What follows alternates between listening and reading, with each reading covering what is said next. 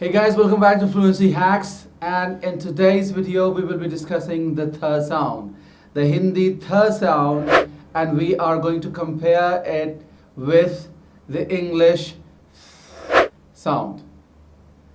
As you might have noticed, when I said Hindi th, I was pretty much voiced, whereas the English, as you can see via demonstration, it is very simple fricative sound without making any voice over here.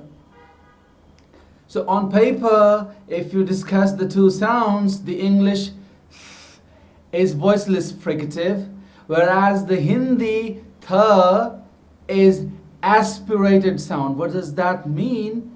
उसका मतलब ये होता है कि आपका जो tongue है, suppose this is your upper set of teeth, your tongue comes over here, locks the ridge just behind the upper set of teeth, and the puff of air is released. Not very strong, but the puff of air is released without making any friction. So that's their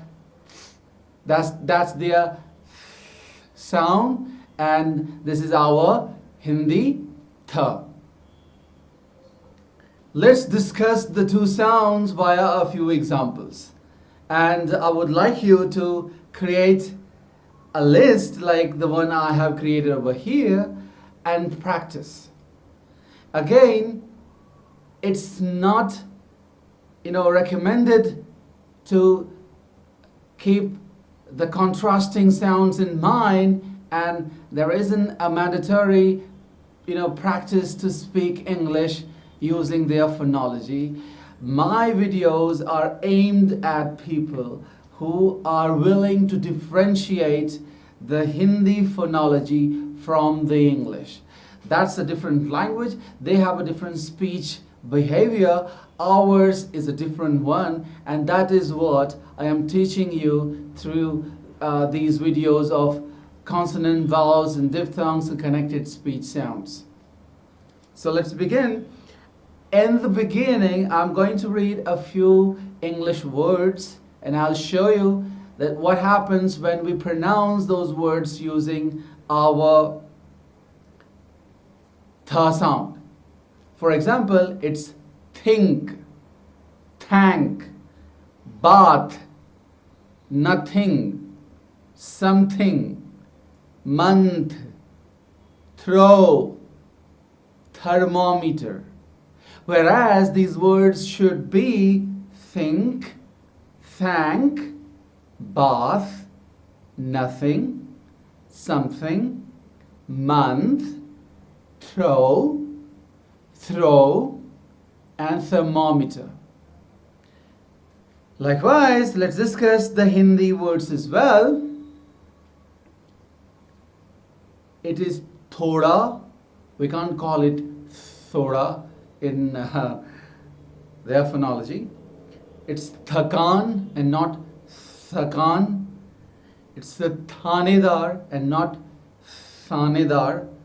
It's saath. It's saath, not saath. It's thappad and not thappad. Something ridiculous sounds over here.